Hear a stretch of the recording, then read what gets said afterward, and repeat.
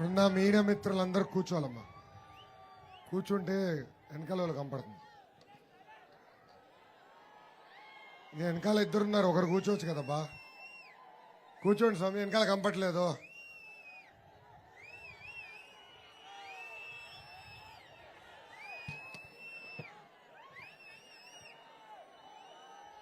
అందరు కనపడుతున్నానా?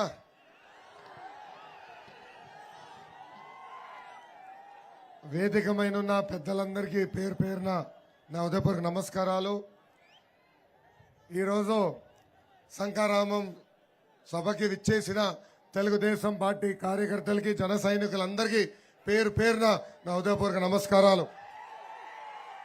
గత 4 సంవత్సరాలు 10 నెలలుగా ఎన్ని ఇబ్బందులు ఎదుర్కొన్నా, ఎన్ని కేసులు పెట్టినా, ఎత్తిన పసుపు జెండా దించకుండా తెలుగుదేశం పార్టీకి కాపలా కాసిన మా పసుపు సైన్యానికి పాదాభివందనం. పోరాటాల గడ్డ ఉత్తరాంధ్ర, ఉద్యమాల గడ్డ ఉత్తరాంధ్ర.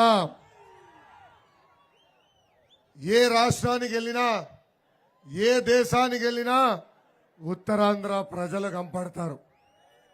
అసలు మన రక్తంలోనే కష్టపడే మనస్తత్వం మనకుంది. అసలు ఉత్తరాంధ్ర ప్రజల స్పీడే వేరు. మీతో చేతులు ఇవ్వాలంటే భయం వేస్తుంది, ఎక్కడ గట్టిగా నొక్కుతారని. ఒక్కసారి ఎవరైనా మంచి పని చేస్తే జీవితాంతం మీరు మర్చిపోరు. అలా అని ఎవరైనా తప్పుడు పని చేస్తే పాతేసే శక్తి కూడా మీలో ఉంది. మన్యం వీరుడు శ్రీ అల్లూరి సీతారామరాజు గారు నడిచిన నేల ఈ పుణ్యభూమి. ఇంత పుణ్యభూమిపై ఈరోజు నేను ఉద్దేశించి నా ప్రసంగం ఇస్తాం నా అదృష్టంగా భావిస్తున్నాను.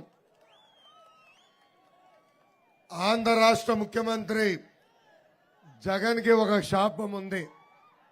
ఆయన నిజం చెప్తే తల 100 ముక్కలుగా ఇరుగుతాయి. అబద్ధాలకి మోసాలకి ప్యాంటు షర్ట్ వేస్తే అచ్చో జగన్ లాగా ఉంటాడు.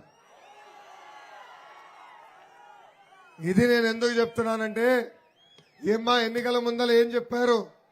45 సంవత్సరాల వయసున్న ఎస్టీ మహిళలకి ప్రతి నెలలో పెన్షన్ ఇస్తా అన్నాడు. ఇచ్చాడా పెన్షన్ జగన్? ఇచ్చాడా పెన్షన్? లేదు. అంతేకాదు, ఎన్నికల ముందల 2,30,000 పెండింగ్ పోస్టులు భర్తీ చేస్తా అన్నాడు. ప్రతి సంవత్సరం 6,000 కానిస్టేబుల్ పోస్టులు కూడా భర్తీ చేస్తానని హామీ ఇచ్చాడు. కేవలం సాక్షి క్యాలెండర్ తప్ప జాబ్ క్యాలెండర్ ఎక్కడా లేని పరిస్థితి ఈరోజు మనందరం చూస్తున్నాం. డిఎస్సి నోటిఫికేషన్ ఒక మోసం.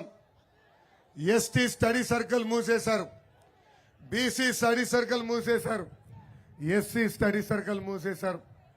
మన పిల్లలు పీజీ చదవాలంటే ఏకంగా పీజీ ఫీ రీంబర్స్మెంట్ కూడా కట్ చేశాడు ఈ జగన్. నాణ్యమైన విద్య మన పిల్లలకి దూరం చేశాడు ఈ జగన్. అంతేకాదు, ప్రభుత్వం ఏర్పడిన మొదటి 6 నెలల్లో ఇచ్చిన హామీలు నిలబెట్టుకుంటేనే చిత్తశుద్ధి ఉంటుందని ఆనాడు జగన్ చెప్పాడు. కానీ 4 సంవత్సరాలు 10 నెలలు పడుకుని ఇప్పుడు కొత్త డ్రామా మొదలుపెట్టాడు. ఆ డ్రామా పేరు డిఎస్సి నోటిఫికేషన్. నిరుద్యోగ యువకులు నేను హామీ ఇస్తున్నా, జియో 3 మళ్ళీ తీసుకొస్తాం. ఇక్కడ ఎస్టీ సోదరులకే ఉద్యోగాలు కల్పించే బాధ్యత మేము తీసుకుంటాం. అంతేకాదు, ఒక పద్ధతి ప్రకారం ప్రతి సంవత్సరం నోటిఫికేషన్ ఏర్పాటు చేస్తాం. పెండింగ్ పోస్టులని భర్తీ చేసే బాధ్యత తెలుగుదేశం జనసేన ప్రభుత్వం తీసుకుంటుందని ఈ సభాముఖంగా నేను హామీ ఇస్తున్నా. కరెక్ట్ గా ఎన్నికలకి 4 నెలల ముందల గ్రూప్ 2 నోటిఫికేషన్ విడుదల చేశారు. కనీసం 4 నెలలు చదువుకునే దానికి సమయం ఇవ్వలేదు. 2 నెలలు చదవాలంట, ఎగ్జామ్కి వెళ్ళవాలంట. ఎంత అన్యాయమో ఒక్కసారి మనందరం ఆలోచించాలి. 4 సంవత్సరాలు 10 నెలలు అందరూ కష్టపడి లక్షలు ఖర్చు పెట్టి పిల్లల్ని బాగా చదివిస్తే కేవలం 897 పోస్టులు ఈ రోజు విడుదల చేశారు. ఆ గ్రూప్ 2 పోస్టులకి దాదాపు 5 లక్షల మంది నిరుద్యోగులు ఈ రోజు ఎగ్జామ్ రాసే పరిస్థితి అందరం చూస్తున్నాం. అందుకే నిరుద్యోగ యువకులందరికీ నేను హామీ ఇస్తున్నా, 2 నెలలు ఓపిక పట్టండి, ఎవరు అధైర్యపడద్దండి. మన ప్రభుత్వం ఏర్పడిన మొదటి సంవత్సరం నుంచి డిఎస్సి కూడా నిర్వహించే బాధ్యత నేను వ్యక్తిగతంగా తీసుకుంటాను. జగన్ని చూస్తే బిల్డప్ బాబాయ్ గుర్తొస్తాడండి. ఎవరు గుర్తొస్తారు? బిల్డప్ బాబాయ్.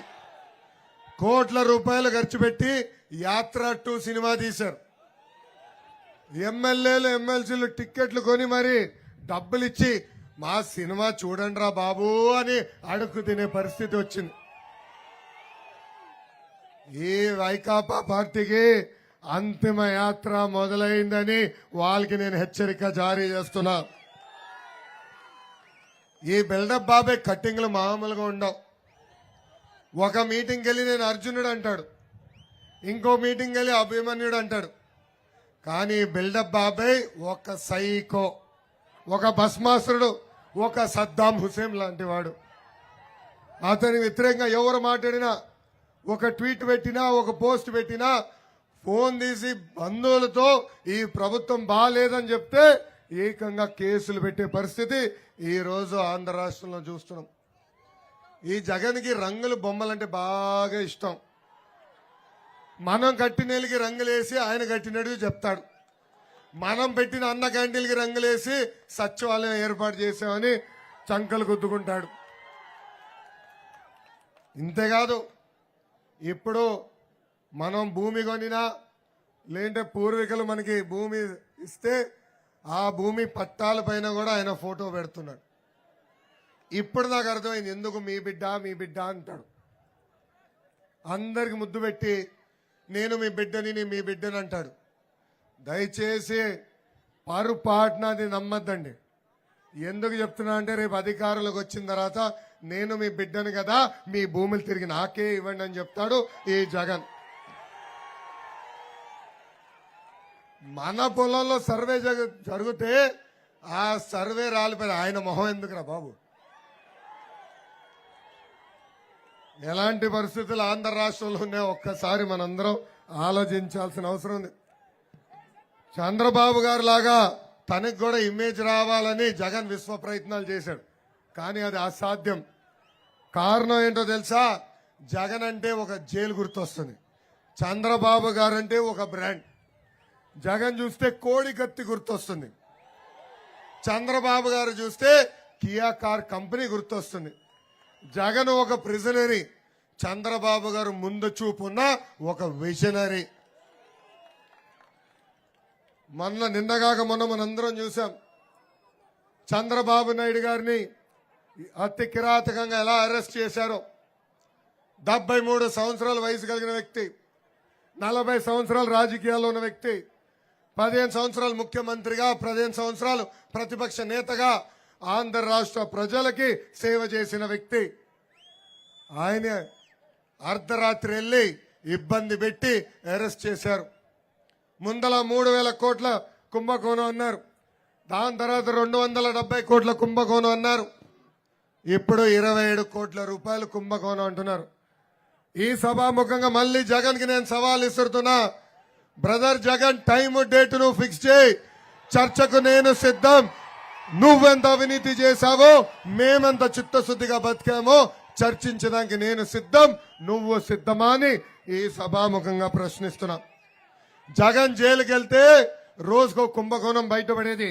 అదే మన బాబు గారిని రాజమండ్రి జైల్లో బంధిస్తే రోజు ఆయన చేసిన మంచి పనులు బయటపడినాయి.